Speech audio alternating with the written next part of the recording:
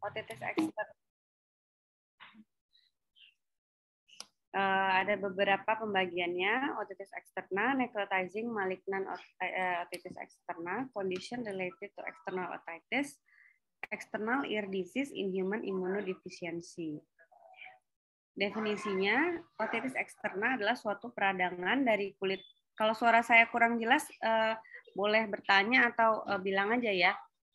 Adalah suatu peradangan dari kulit telinga luar. Dapat timbul primer di liang telinga dan biasanya merupakan manifestasi dari, dan bisa juga merupakan manifestasi dari keadaan kulit secara umum. Predisposing factor bisa karena trauma atau self-induced, genetik, liang telinga yang sempit, minyak atau wax, liang telinga yang berlebihan, bisa cenderung untuk terjadinya eksem. Kemudian bisa karena faktor lingkungan, diinduksi oleh panas, keadaan yang lembab atau humidity, dan orang-orang yang sering berenang. Bisa juga disebabkan karena infeksi. Ini gambarannya otitis eksterna. Jadi yang ini gambarannya adalah yang localized, atau disebut juga biasanya circumscribe atau furunculosis. Pointer saya kelihatan nggak? Kelihatan ya? Nah, ini kan ya ada gambaran seperti furunculosis, karena di sini juga ada folikel-folikel rambut ya. Otitis eksterna disebut juga atau otitis eksterna circumscripta. Ada juga otitis eksterna yang diffusa. Itu biasanya disebut juga swimmer ear, tropical ear, atau Singapore ear. Biasanya karena dia sering terjadi pada perenang, karena pada perenang biasanya sering masuk air, jadi yang telinganya jadi lebih basah daripada yang sering selalu kering. Tadi pembagiannya necrotizing malignant, otitis eksterna, kemudian condition related to external otitis. Jadi otitis eksterna itu bisa juga disebabkan karena radiasi, misalnya pada pasien-pasien kanker, NPC yang dilakukan radiasi dekat dengan telinga, liang telinga, akhirnya dia bisa jadi radiation induced external otitis. Bullous external otitis, granular external otitis, perichondritis, chondritis, relapsing perichondritis, dan infectious eczema dermatitis. Otomycosis, infeksi telinga karena jamur, bisa juga terjadi infeksi telinga itu disebabkan oleh herpes zoster atau herpes simplex. Kemudian ada juga penyakit namanya otitis eksterna hemorrhagica atau bullous meningitis. External ear disease di human immunodeficiency atau disebut juga defisiensi virus infected patient. Otitis eksterna circumscripta biasanya sering diakibatkan gram positif ya dari folikel rambut, seperti halnya infeksi-infeksi di kulit lain seringnya gram positif. Kemudian terjadi infeksi dan terjadilah folikulitis di liang telinga luar. Bisa juga disebabkan karena trauma, misalnya kita sering korek-korek telinga, nggak membawa bakteri dari luar, atau membuat laserasi, awalnya laserasinya minimal, akhirnya karena ada superinfeksi bakteri akhirnya jadi infeksi. Biasanya yang mikroorganisme yang paling sering adalah Staphylococcus aureus. Patologi infeksi mulai dari folikel rambut, kemudian muncul small abscess atau furunkel, kemudian bisa mengenai tulang rawan dari liang telinga. Kalau udah mengenai tulang rawan itu sakit sekali. Jadi karena sakitnya itu kita sulit untuk melihat liang telinganya. Karena apa? Karena liang telinga, kartilis di liang telinga itu kan bergabung terus sampai ke daun telinga. Maksudnya liang telinga itu berhubungan dengan daun telinga seperti itu. Kalau kita menarik, kalau kita memeriksa kan otomatis kita memegang daun telinga ya. Itu akan menggerakkan si tulang rawan liang telinga juga. Jadi akan sakit sekali rasanya. Jadi pada pasien telinga berair, kalau kita lihat apakah dia infeksinya luar atau dalam, atau cairan ini dari dalam keluar atau hanya di luar aja, infeksi otitis eksterna biasanya pada pasien infeksi telinga luar, dia mau kita pegang aja sakit gitu. Jadi kita mau periksa aja dia langsung menghindar gitu. Tapi kalau yang telinga tengah karena dia infeksinya di mukosa yang melapisi tulang telinga tengah, jadi biasanya tidak terlalu berimpact terhadap pergerakan daun telinga. Nah, apabila dahang bergerak juga sakit telinganya.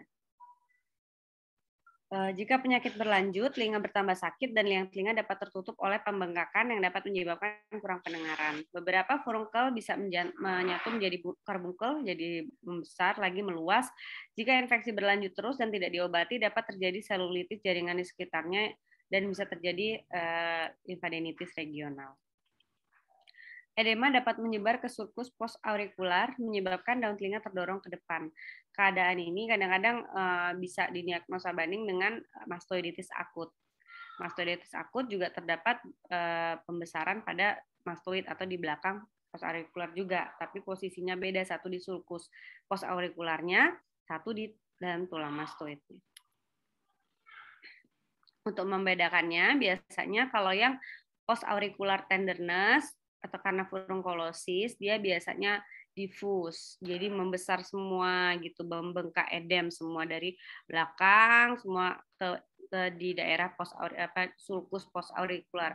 Sulcus postaurikular itu sulcus di belakang daun telinga. Jadi daun telinga itu kan ada yang menjorok sulcus, nah itu adalah sulcus postaurikular. Nah, kalau mastoiditis biasanya dia paling maksimal membengkakannya di tulang mastoid. Nah, tulang mastoid itu yang tulang tonjolan di belakang daun telinga kita. Nah, biasanya di situ yang paling bulging dia atau membesar gitu. Displacement of the pinanya juga tentunya kalau misal karena dia furunkolosis itu infeksinya penumpukan edemnya itu di sulcus postaurikular, jadi dia di belakang, pas di belakang daun telinga dia jadi ke depan. Nah, kalau misalnya mastoiditis dia bisa jadi agak ke bawah, terdorong ke bawah gitu. Kalau furunkolosis pasti bisa enlarge of the lymph node tadi. Kalau mastoiditis tidak karena dia infeksinya di tulang mastoid tadi kan. Gitu. Terus pressure on tragus and moving the pinna. Tadi yang saya bilang kalau di moving pinanya dia sakit, kalau yang otitis externa, kalau mastoiditis enggak sakit. Habis itu mastoid X-ray yang paling menentukannya. Kalau mastoid X-ray, kalau mastoiditis udah pasti mastoidnya cloudy karena ada penumpukan nanah gitu di situ. Kalau misalnya furunkolosis ya bagus saja mastoidnya. Nah, ini contoh mastoidnya. Ini enggak mastoid di sini. Daerah mastoid ini yang membengkak. Ya, kalau sulcus postaurikularnya pas di sini. Kemudian gejalanya telinga sakit, tulang digerakkan, kurang pendengaran, daun telinga terdorong ke depan, demam, tanda-tandanya bisa terlihat edem liang telinga. Liang telinga menyempit atau tertutup, tragus, dan daun telinga dipegang sakit. Biasanya karena mengorek-ngorek telinga, nah makanya sebaiknya kita juga udah mau jadi dokter nih ya, lebih bagus kalau kotoran telinga itu nggak usah terlalu kita paksakan untuk dibersihkan. Karena apa? Karena kotoran itu juga ada fungsinya. Jadi kotoran itu mengandung pelumas, ada zat antibiotik. Jadi kalau dia sedikit sebenarnya dia bermanfaat bagi kita. Tapi kalau misalnya memang dia mengganggu kayak terlalu banyak menumpuk malah jadi buat gangguan pendengaran, atau biasanya kalau yang menumpuk paling sering itu mandi masuk air mengembang. Nah, itu jadi tertekan liang telinga pasien biasanya jadi sakit. Nah, itu bolehlah dibersihkan gitu. Kalau kita bersihkan sendiri malah dia biasanya malah mendorong kalau memang untuk harus dibersihkan, kita bersihkan sendiri pakai cotton bud, otomatis ya dia harus ditarik kan, nggak bisa itu. Kalau misalnya cuma serpihan-serpihan gitu, biasanya dia akan keluar sendiri menggantikan yang baru. Jadi dia keluar sendiri nanti terproduksi lagi yang baru gitu. Ya. Kemudian jadi selain itu juga bisa jadi buat infeksi. Jadi jadi sakit telinganya. Kalau infeksi berat bisa demam, pemeriksaan otoskopi liang telinga, terlihat edem sempit. Jika terjadi pembengkakan di belakang daun telinga, bisa dilakukan X-ray untuk mendedikkan si mastoiditis tadi ya. Kemudian terapinya itu acidifying atau antiseptic agent, bisa Kalau yang bengkak itu biasanya bisa dikasih tampon pack liquor burui. Itu dulu masih sering dipakai, tapi sekarang memang sudah sulit mencarinya. Tampon gliserin atau gliserin tambah ikamol, tampon salep hitam, tampon krem steroid, atau antibiotik. Pemberian antibiotik oral bisa diberikan yang sensitif terhadap Staphylococcus aureus tadi karena penyebabnya Staphylococcus aureus, erythromycin, flucloxacillin, atau cefaridin dosisnya. Kemudian bisa juga fluoroquinolone, misalnya ciprofloxacin. Jika ada sekret atau nanah bisa dikultur untuk kita lihat sensitivitasnya. Kalau ada abses bisa dilakukan insisi. Insisi itu nanti ditaruh pipa pengering. Pipa pengering ini maksudnya drain ya. Jadi kalau ada abses kita wajib kita pasang drain supaya dia tidak terlalu cepat nutup. Nanti kalau terbentuk lagi nggak bisa keluar lagi gitu. Jadi paling nggak satu kali sampai 2 kali 24 jam kita pasang drain sembari kita kasih antibiotik. Jadi berharap kalaupun dia masih ada pembentukan dari yang setelah kita insisi itu dia keluar dulu gitu. Nanti kalau udah 1 hari kita lepas biasanya dia akan nutup lagi itu. Kalau selama nggak ada jaringan nekrotik itu. Akut diffuse otitis externa, infeksi akut bakteri dari liang telinga luar yang paling sering dari infeksi otitis externa. Lepasnya terbuangnya lapisan pelindung lipid dari liang telinga yang menyebabkan masuknya bakteri. Jadi tadi bisa karena di korek-korek gitu. Jadi akhirnya pelindung lipid yang dari liang telinganya terkelupas, akhirnya infeksi. Mulai gatal di liang telinga, kemudian kulit maserasi dikorek-korek dengan lidi kapas atau cotton bud, kayak rambut atau benda-benda lainnya. Bisa juga karena sering berenang tadi, karena bisa merubah pH liang telinga, iklim panas dan lembab, liang telinga sempit, atau trauma atau benda asing di telinga. Karena pemakaian hearing aid yang berlama-lama, diabetes atau immunocompromise, keringat yang banyak, kurang atau tidak adanya serumen, dan secondary to underlying chronic suppurative otitis media. Mikroorganismenya yang difus paling sering adalah Pseudomonas aeruginosa, Proteus mirabilis, dan Staphylococcus aureus. Yang difus ini pun dibagi lagi menjadi akut diffuse otitis externa dan kronik diffuse otitis externa. Akut diffuse otitis externa sama ya tadi sebagian, pokoknya otitis externa biasanya berhubungan dengan sakit telinga dengan merahang, gerakan rahang atau gerakan pina.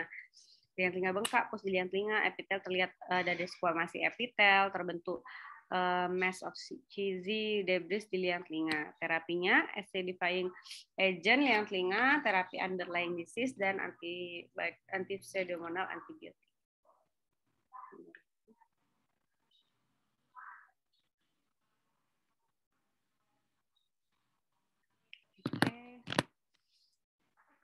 Terapi jika liang telinga bengkak, pasang tampon dulu. Nah, kalau misalnya liang telinga bengkak itu kita harus pasang tampon. Kenapa? Karena kalau kita tetes, dia nanti nggak masuk yang ke dalam-dalamnya.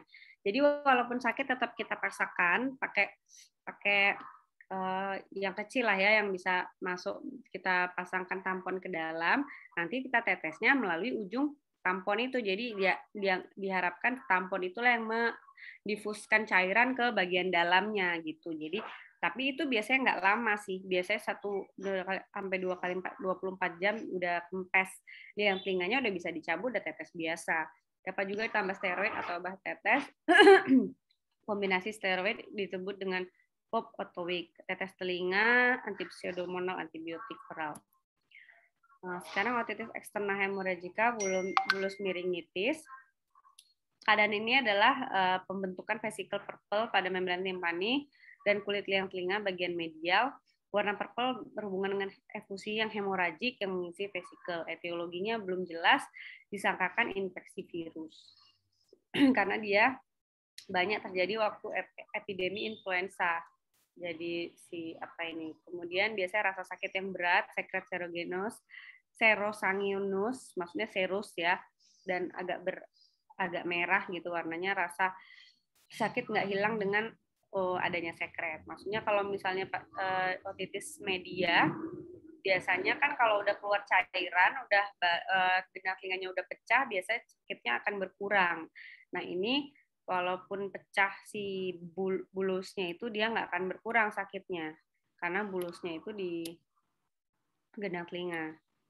Biasanya terapinya pemberian analgetik aja, bisa juga antibiotik walaupun dia nggak mempengaruhi karena kan kemungkinan penyebabnya virus, tapi yang mencegah infeksi sekunder. Nah ini gambarannya, jadi terlihat bula-bula seperti ini di gendang telinga. Jadi walaupun dipecah, tetap sakit dia. Ini bulanya. Nah kemudian berikutnya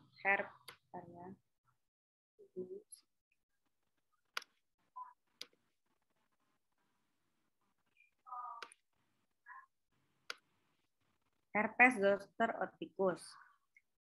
Disebabkan oleh varicella zoster oticus, vasikel di timpanik membran, sampai meatal skin, meatal tuh yang telinga, di kongkanya, di posterior groove tadi, sulcus posterior, ada vesikelnya. Biasanya nervus 7 dan 8 juga bisa kena. Kalau misalnya ada parese nervus 7 itu nanti disebut namanya Ramsay-Hunt syndrome yang sering terjadi di herpes zoster oticus ini ya. Biasanya terapinya dikasih suportif, antibiotik untuk menghindari secondary infection atau antiviral, bisa dikasih acyclovir.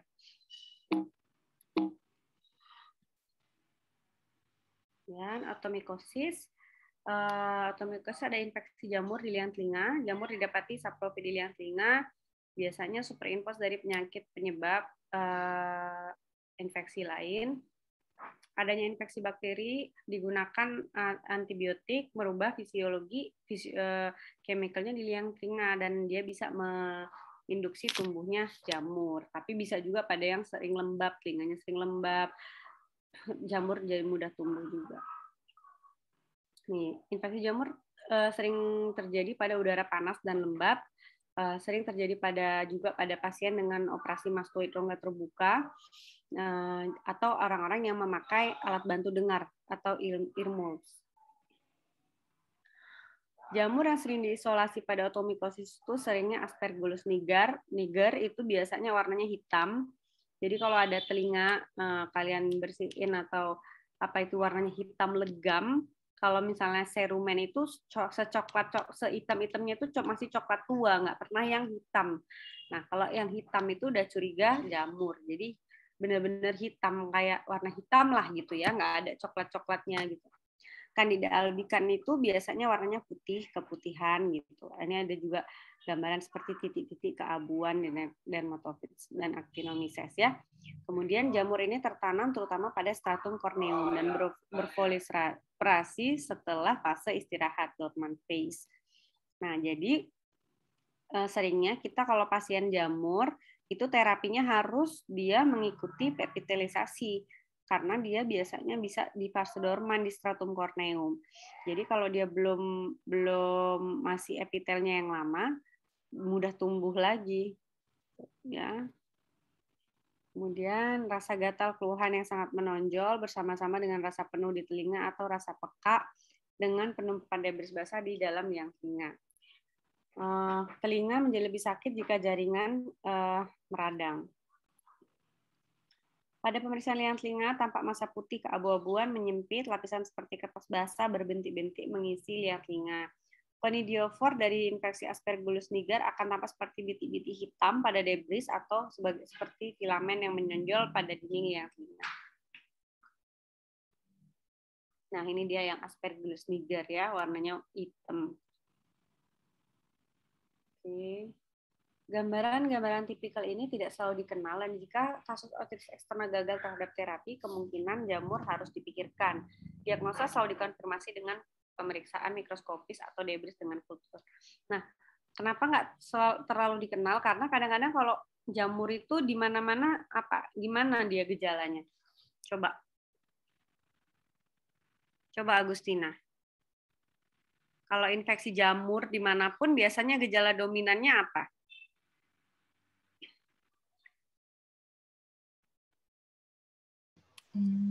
Gatal-gatal ya.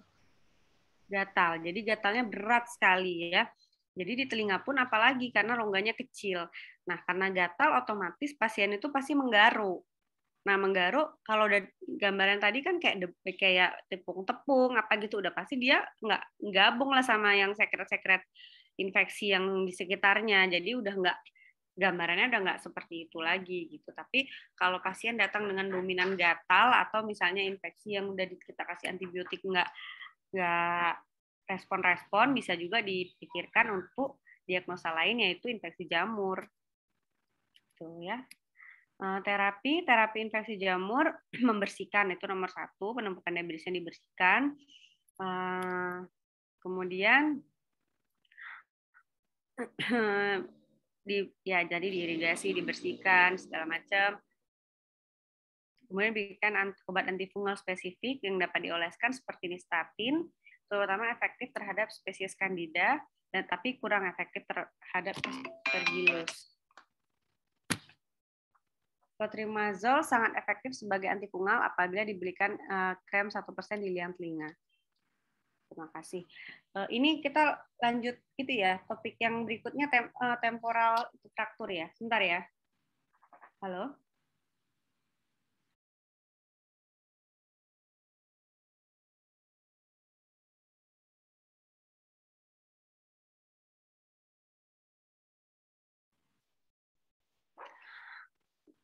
Ini tiga.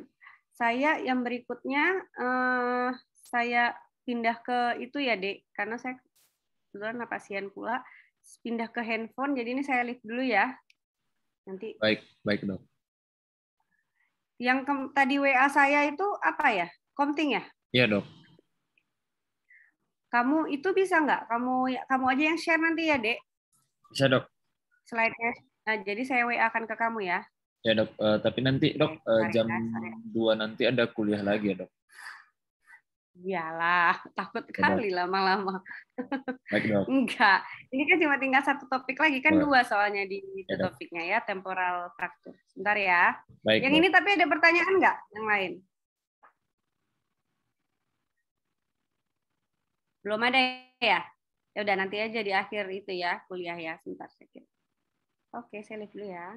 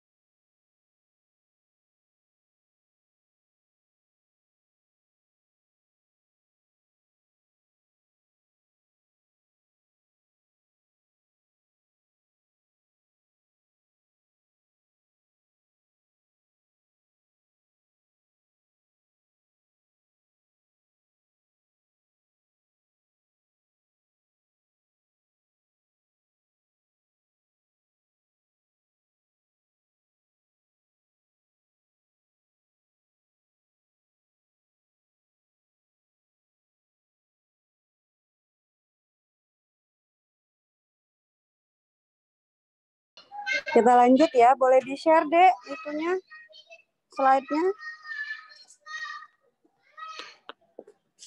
Oke, topik kedua, fraktur temporal.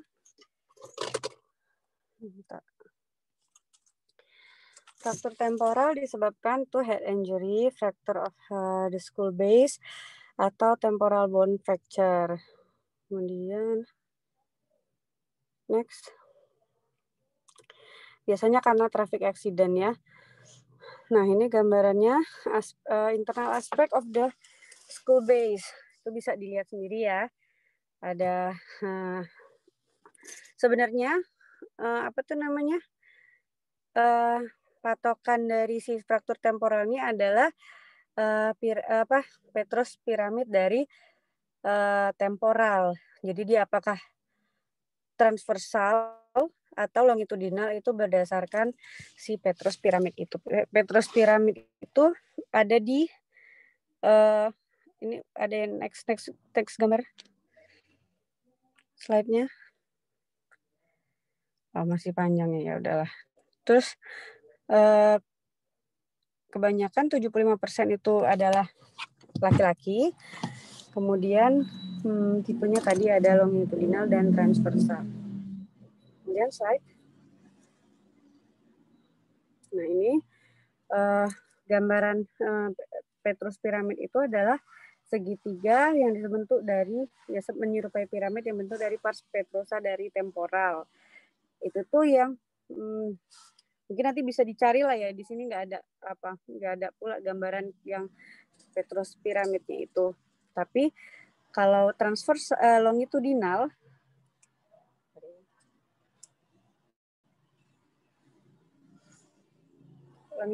itu biasanya sepanjang long axis dari si Petrus piramid itu yang dari tangga tunjuk yang sebelah kanan sampai ke daerah medial fossa of basis cranii. Itu di daerah dekat foramen rotundum gitu ya.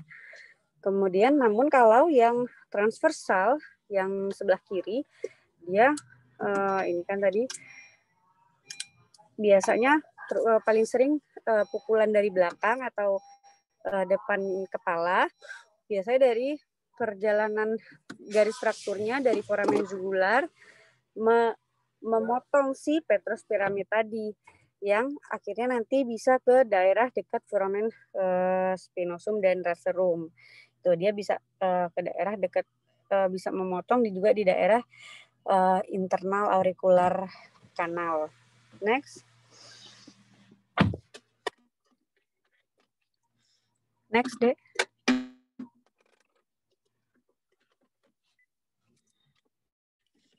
Oke, yang original longitudinal fracture tuh paling sering dia terjadi tuh sekitar 80% dari seluruh temporal bone fracture.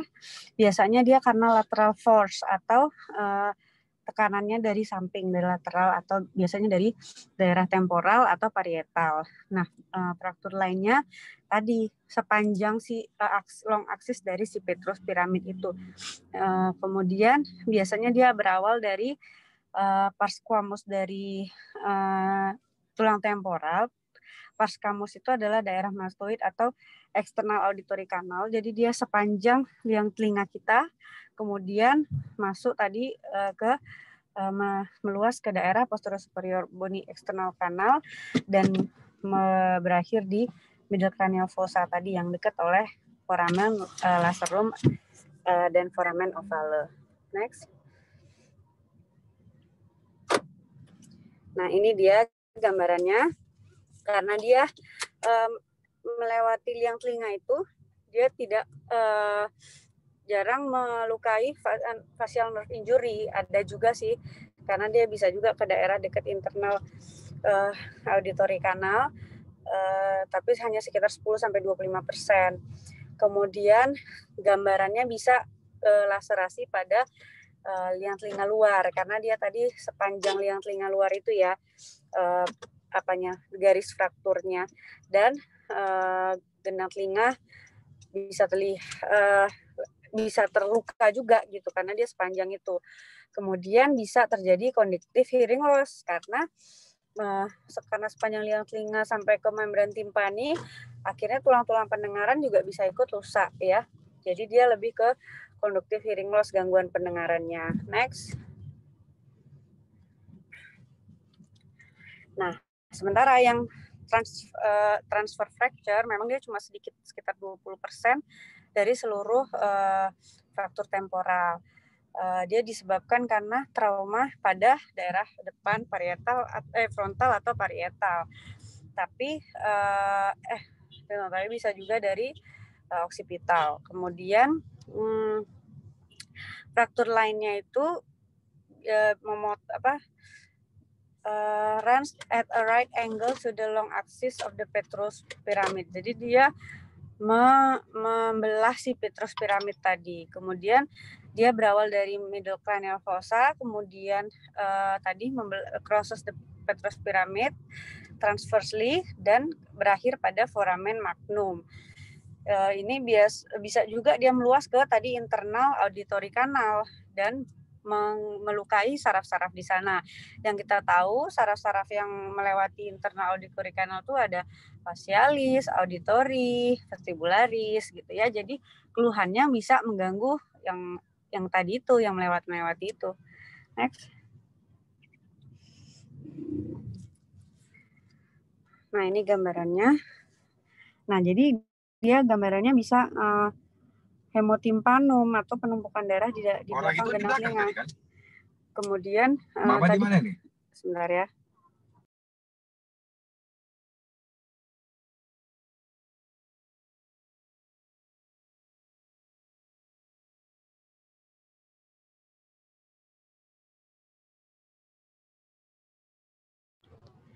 Kemudian bisa juga gangguan pendengaran sensorineural karena tadi dilewati oleh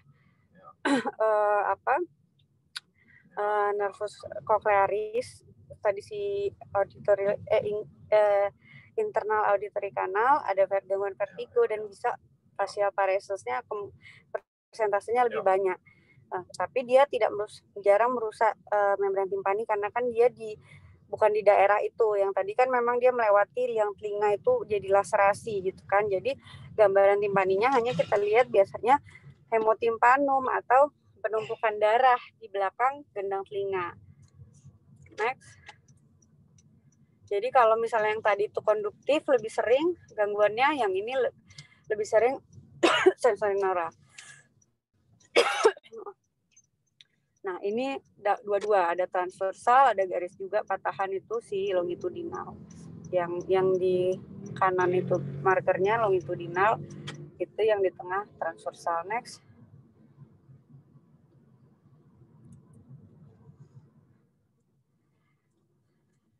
When the fracture line spread into thin tegment, bisa bleeding tadi yang hemotimpanum. Kalau misalnya bleeding di tegmen timpani, bisa bleeding, kita lihatnya dari gendang telinga terlihat ada hemotimpanum atau blue drum. Jadi gendang telinganya berwarna ungu kebiruan. Kalau misalnya yang timpani membrannya torn, bisa juga koyak, ya bisa bleeding juga sampai ke auditory canal. Next.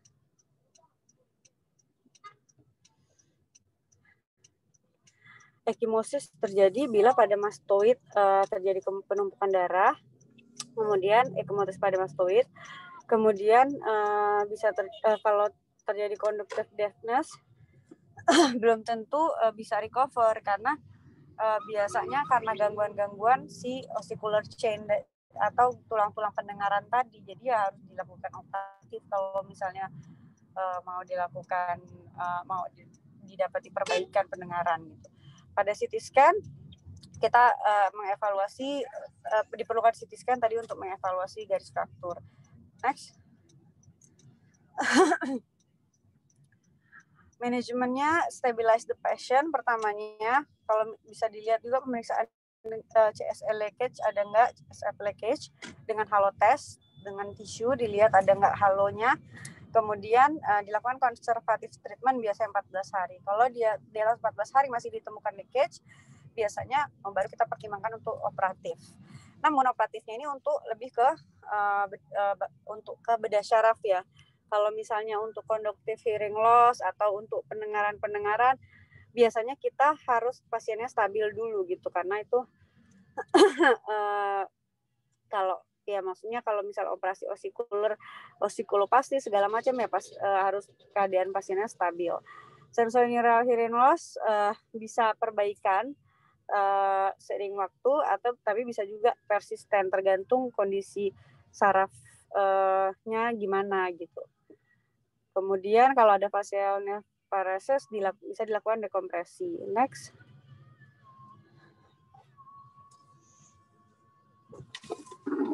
Next, Dek.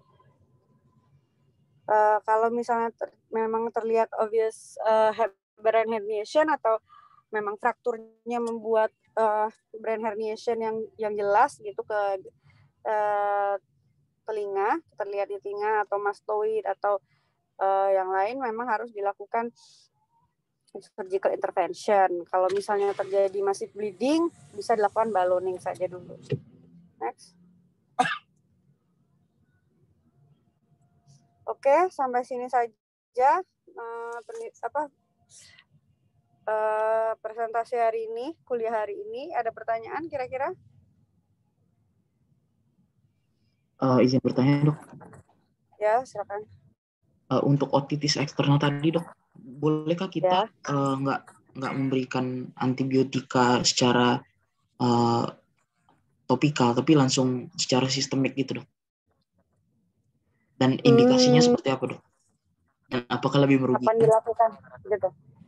Sebenarnya lebih bagus sebenarnya dilakukan topik. Ada pembagian kalau misalnya untuk bagan itu biasanya dua-dua selalu, kayak misalnya bagan perhati biasa tidak dibeda-bedakan gitu, misalnya topikal dulu dievaluasi gitu enggak. Biasa pilihannya tetap sama, tetap ada oral, topikal gitu kan. Cuma banyak penelitian itu pemberian oral topikal ataupun topikal aja tidak banyak beda yang signifikan. Berarti menurut saya kalau misalnya secara ilmu yang sudah berjalan ini topikal saja boleh sebenarnya, karena kan efektivitasnya juga kalau misalnya minimal efektif gitu kan, penetrasi ke kulitnya juga cukup baik lah kalau misalnya hanya minimal. Tapi kalau misalnya dia sudah menampakkan yang agak berat, misalnya diffus atau tadi udah edem, bisa kita berikan topikal tidak pada penurunan atau malah terlihat kayak tadi edem ke sulcus post aurikular, ya tetap mau nggak mau ya oral juga ditambahkan gitu. Tapi kalau misalnya kamu nanya untuk ada nggak misalnya pembagiannya kita kasih oral dulu atau itu nggak ada sih. Dia tuh biasanya di dalam bagian tata laksana itu dia langsung kasih itu pilihannya semua gitu, antibiotik oral, tetes topikal gitu. Cuma sampai sekarang tuh banyak penelitian aja yang membandingkan apakah sama apakah tidak gitu. Tapi sebenarnya either way nggak ada masalah, misalnya mau oral dan tetes juga nggak ada masalah. Tapi kalau misalnya memang minimal sebenarnya dengan topikal pun sudah cukup bagus sebenarnya, tidak perlu oral gitu. Kira-kira menjawab nggak jawaban pertanyaanmu? Ya, boleh tanya satu lagi, Dok? Boleh. Kan tadi tuh ada juga sekaligus diberikan steroid ya, Dok, untuk antiinflamasinya juga ya, Dok. Nah, kalau misalnya pasiennya udah merasa bahwa nggak ada tanda merah lagi, bengkak atau nyeri lagi, itu boleh nggak dia berhenti konsumsi itu tapi antibiotiknya tetap dilanjutkan, Dok? Boleh, karena pemberian di THT itu steroidnya kan selalu dosis rendah ya, nggak kayak yang apalah yang harus kayak tapering off atau apa. Jadi nggak apa-apa, itu biasanya kasih aja. Tapi kalau misalnya sudah nggak ada kurang, boleh dikurangin misalnya durasinya atau dosisnya, atau ya udah diberhentikan aja tapi antibiotiknya tetap gitu. Memang penyakit THT ini banyak kali selalu pakai steroid karena berhubungan dengan mukosa ini, terutama kayak ini kan telinga ya, di hidung misalnya sinusitis. itu memang cepat sekali efek pemberian steroid dibandingkan tidak diberikan steroid gitu. Jadi dengan kualitas hidup pasien juga jauh, misalnya kita berikan steroid atau tidak gitu kan. Jadi tetap ya kita tetap di apa tuh namanya, di guide itu tetap ada pemberian steroid. Tapi sebenarnya kalau memang tidak dirasa sakit lagi atau tidak dirasa bengkak lagi, boleh aja lah berhenti. Jadi kita tuntaskan untuk antibiotiknya aja untuk menurun supaya jangan resistensi gitu kan. Jadi tetap dihabiskan antibiotiknya, tapi steroid seperlunya itu boleh. Baik dok, terima kasih dokter. Sama-sama. Yang lain kira-kira ada pertanyaan lagi? Waktu kita tinggal 1 menit lagi. Oke, mungkin kalau ini karena udah mau kuliah kedua ya, mungkin kita sudahi saja lah dulu ya. Kalau misalnya mau bertanya juga boleh langsung ke saya atau ke dokter-dokter lainnya sesuai dengan topiknya gitu. Misalnya belakangan ada mau pertanyaan atau apa gitu, nggak apa-apa, nggak masalah saya kalau ditanya mengenai pendidikan di THT ini. Kalau sekarang belum kepikiran mungkin pertanyaannya, kita sudahi saja pertemuan hari ini ya. Mohon maaf kalau saya ada salah-salah kata. Semoga bermanfaat.